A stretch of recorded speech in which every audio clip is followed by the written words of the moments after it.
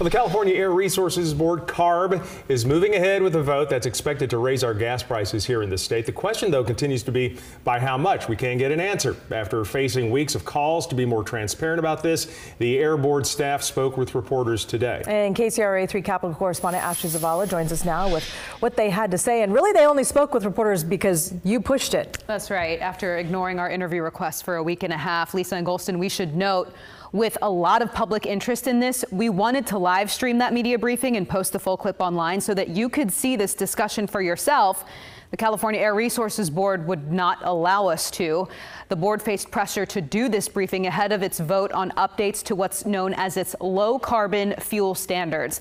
Now that vote is happening on November 8th. Republican state and California congressional lawmakers have urged CARB to delay this vote because there are questions about how much this will impact gas prices immediately.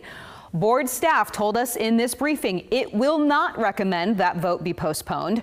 And ahead of that vote, CARB staff said it will not analyze how much this proposal will raise gas prices at the pump, even though the board has acknowledged there will be an increase. Right now, California drivers pay an extra 10 cents at the pump because of the current low carbon fuel standards.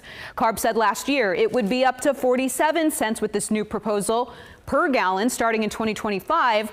But has walked that number back and won't provide a new estimate. So the University of Pennsylvania's Kleinman Center for Energy Policy estimates the new standards could cost 65 cents per gallon starting next year. I asked CARB's executive officer, Steve Cliff, about that number and about CARB's responsibility of letting drivers know how the vote will impact them. Here's what he said. Rerunning the scenarios would not actually help because, again, it's not a prediction of fuel prices at the pump. It isn't intended to be what an impact to gasoline would be. And as I presented in my slide deck, we don't have that capability.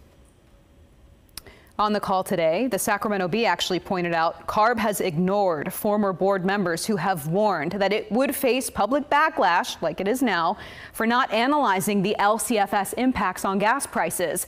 Cliff's response to that was, well, state law tells us we need to do this. Legislative experts I've talked to today say that is not accurate. LCFS is something CARB came up with on its own to lower what is in state law, which is the goal of reducing carbon emissions.